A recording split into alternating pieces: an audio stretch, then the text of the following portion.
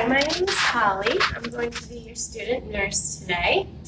And can I just have you state your name and date of birth for me?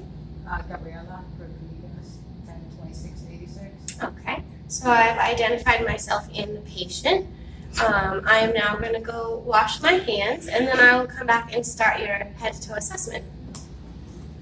And I will provide for privacy when I get back.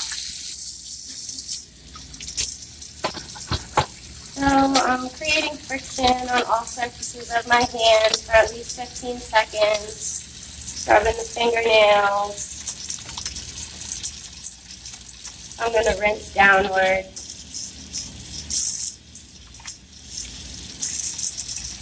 I'm going to dry my hands up to down.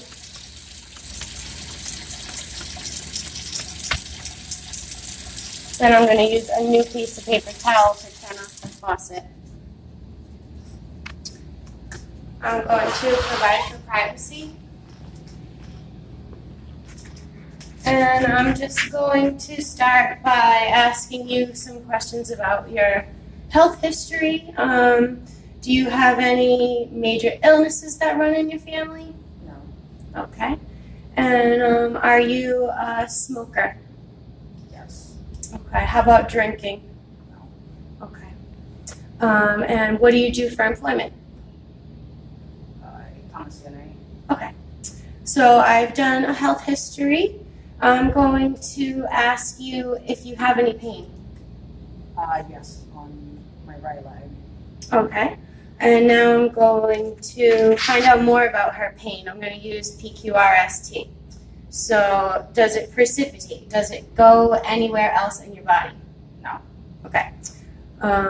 What's the quality? Would you say it's sharp, dull, stabbing? Stabbing. Okay. And can you rate the severity for me? 0 to 10, 10 being the worst. Wrong. About an 8. Okay. And the time of day, like is it worse in the morning maybe or at night? In the morning when I try to get out of bed. Okay. It's worse when you get up, sure.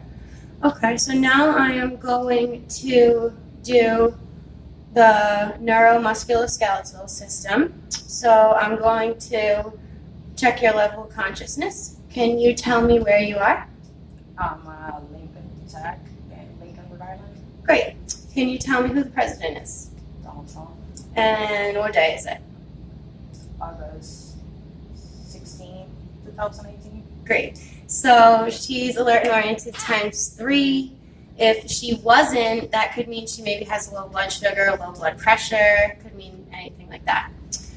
Next, I am going to check your cranial nerves. I'm going to have you stick out your tongue for me, move it side to side, puff out your cheeks, smile and frown. Good. So her cranial nerves are intact. She has no sign of a stroke. I'm going to ask her to push up on my hands, push down.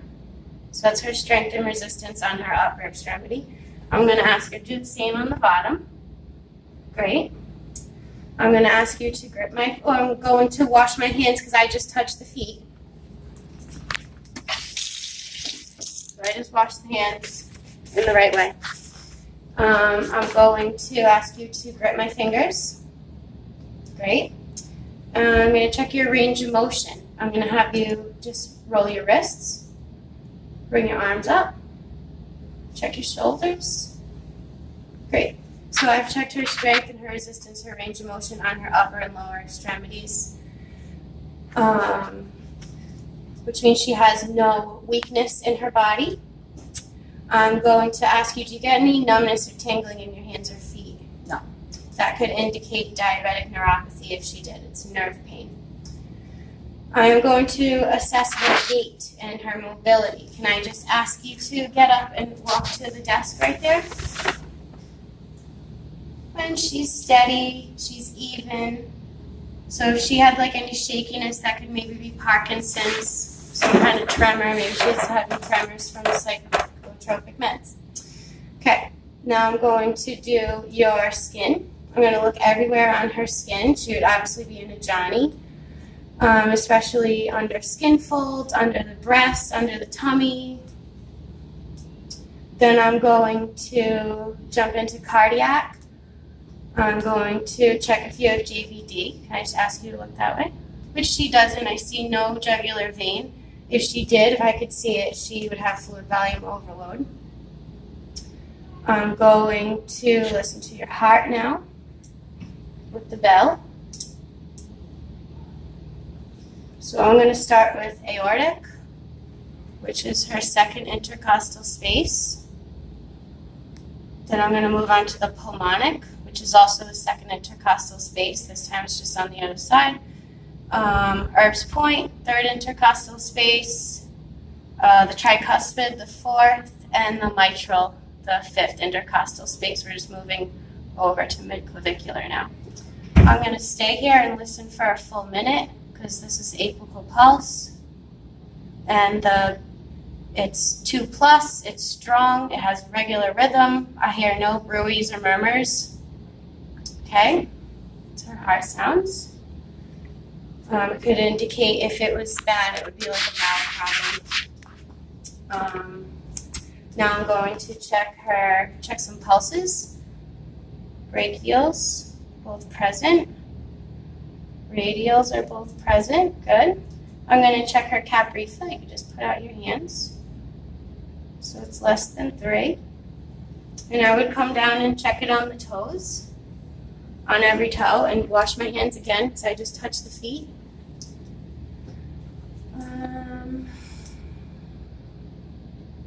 She has no cyanosis. She has no clubbing. I see her on her fingernails. The angle of her fingernail is good. Clubbing would mean you have too much carbon dioxide in your body. She doesn't have any edema, so she's not retaining any fluid. There's no signs of heart failure. I'm going to now do the head and neck. I'm going to palpate her head. Her skull is normal cephalic, no trauma to the skull. Her hair is thick and evenly distributed. Her ears and her eyes and her nose are aligned, so she has no signs of a stroke. I'm going to take my pen light, pull the ear up and back. I'm just looking for drainage, patency. Tympanic membrane would be pearly gray. Do the same on the other side. Good. I'm going to check her nose. I'm just going to ask you to block one side of your nose and then breathe. Good. And do the same on the other side. So she has no septal deviation. The nose is patent. Her lips are pink and moist, no cracks. Can I have you open your mouth? Okay. She has no missing teeth, no dentures, no white dots on her tongue, which could be thrush. I'm going to do your neck now. I see your trachea is midline. If it was deviated, that could mean she has a collapsed lung. I'm going to check your lymph nodes. This would be a sign of infection. I should not feel them. Okay, I'm going to check these, especially these ones where you could get clogged if you have a sinus infection. I'm going to jump into respiratory now. And then first I'm going to inspect. If her chest was abnormally shaped, it could mean she has COPD. Their chest gets barrel chested. I'm going to palpate. I'm looking for a snap, crackle, pop. That means subcutaneous emphysema. And I'm not hearing any crepitus, so there's no signs of that. I'm going to listen to the lungs with the diaphragm. I'm just going to ask you to take some deep breaths. Okay. And the lung sounds are clear bilaterally so far. If I did hear any crackles or wheezes, it could indicate some kind of closure in her throat or some kind of drainage. And we'll listen to the back of the lungs too. You can just keep taking those deep breaths, not overblown. I'm just doing my zigzag pattern. Okay, great. And do you ever get any cough, weakness, or short of breath? No. Okay, so she doesn't have any signs of respiratory distress. She's not blue, she's not cyanotic, she's not pale, she doesn't have pallor, so she's breathing adequately. I'm going to do GI. Can I have you lay down? I'm just going to take a look at your tummy. I'm going to do it in the right order. I'm going to look, listen, and then feel. So just by looking without even touching her yet, I know that she has no ascites. She has no hernias, any obvious things that I'd be able to see.